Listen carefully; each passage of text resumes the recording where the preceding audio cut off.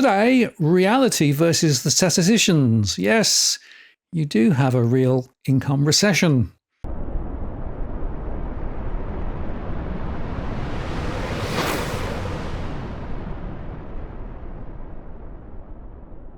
Hi again, it's Martin North from Digital Finance Analytics. Welcome to this post covering finance and property news. The strong message I continue to get from my household surveys is that many households feel trapped in the jaws of ever higher prices and see a real devaluation in their effective income, which means they're going backwards. Many are working more hours and multiple jobs to try and get by. Yet the government statistics seem to tell a different story. So today, I want to get a handle on this issue. The bottom line is this: households are indeed trapped in a lost decade of real income growth, and it's likely to persist into the 2030s. The ABS recently released the wage price index data for the March 25 quarter, which rose 0.9% and 3.4% annually. The March quarter 2025 wage price index is actually based on data captured for the middle month, February, of the March quarter. Annual wage growth ticked up for the first time since the June quarter of 2024. They said the 3.4% increase in wages for the year to March was higher than the 3.2% to the December quarter 24, but lower than the 4% of the same time last year.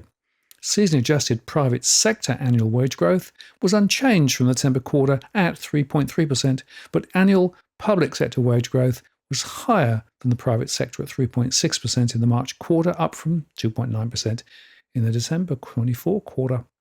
In the March quarter 25, seasonally adjusted private sector wages rose 0.9%, while public sector wages rose 1%.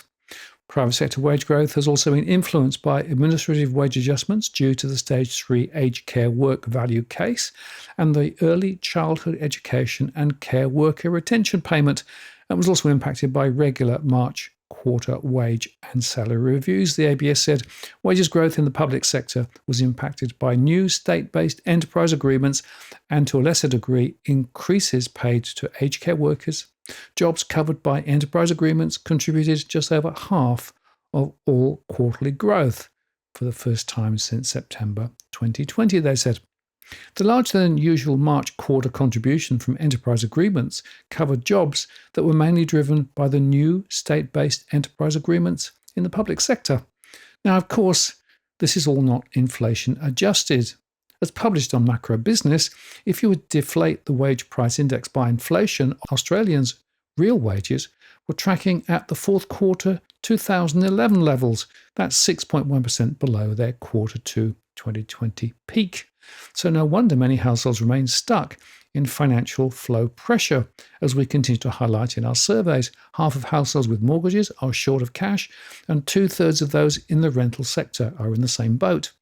And this is also confirmed by recent OEC data, which show that Australian real per capita household disposable income was tracking 7.6% below its quarter 1 2022 peak, and has badly underperformed its OECD peers since the onset of the COVID-19 pandemic. But hey, the ABS are now releasing experimental estimates of employee earnings sourced from what they call single touch payroll, the STP data. The ABS media release headline reads, "Wages and salaries grow 5.8% in the year to March 2025. Yippee!"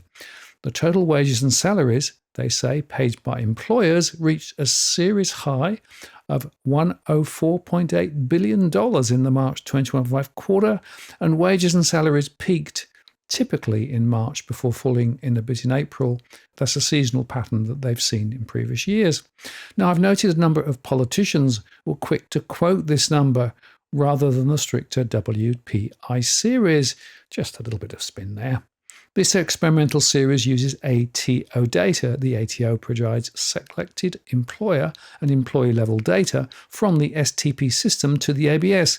This data is then combined with employer population and characteristics data from the quarterly ABS business register snapshots, and wages and salaries are gross values prior to taxation and deductions, and includes wages, salary payments and allowances paid through the Australian payrolls. Employee superannuation and severance and termination payments are excluded. The ABS warns that the STP was not primarily designed to support the production of statistics, hence there are some inherent characteristics which contribute to the variability of the estimates and revisions between releases. The latest monthly figures for March 25 estimates that total wages and salaries paid by employees increased by $104.8 billion. That's an increase of 0.9%, or $971 million in the month from February 25, and increased by 5.8%, or $5,722 million in the year from March 2024. But of course, this will reflect growth in the number of people working, which has been significantly stronger than expected, partially thanks to high migration and partially thanks to higher participation. Within the annual data, wages have grown the most in healthcare and social assistance and public administration and safety, both, of course, full of government-funded jobs. Then came construction and then education. Yeah, more public sector spending there. At the other end of the spectrum, those in the real estate sector and in the arts sector hardly grew at all. Across the states, the strongest growth in the March month was in Western Australia, up 3%, followed by the NT, up 2.7%, South Australia, 1.3%, the ACT, 1.1%, New South Wales, 0.7%, and Victoria and Queensland at just 0.4%. Remember, this is total wages, not wages growth per employee. Their industry breakdown for March shows the strongest rise in mining, up a whopping 8.3%, wholesale, trade and utilities, and there were falls in construction, IT and technical services, and services there fell 1.9%. Interestingly, the strongest growth was in the large employee sector, those with over 200 employees. Small firms on average went backwards. And again, we saw strongest growth in the public sector, up 2.1% compared to 0.7% in the private sector. Many government-paid jobs there, of course. Now, to make any sense of the data, what you need to do would be to divide the salary total by the number of employees in each industry and sector to get anything useful. I did try to do this, but because of differences in the timing of data and the basis of the data, it's hard to make much sense of the results. I'm going to continue to do some work on that, but I'm not going to share more detailed data in the show today. But what I can say is that 5.8% salary growth across the year to March is not what real households are experiencing.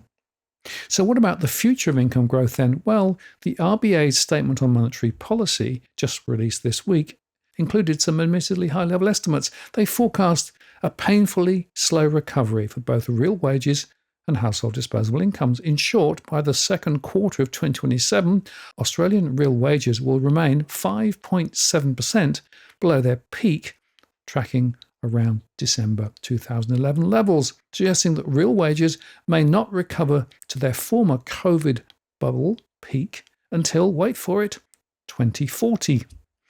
And if you look at inflation-adjusted household disposable income, rejoice. It's a faster, albeit still painful, slow recovery, with real per capita household disposable income a mere 5% below its COVID peak by the second quarter of 2027. This suggests that Australia's real per capita household disposable income may not recover until the first quarter of 2031. So there you have it. The real experience of households on the ground, as captured by my surveys, are not lying.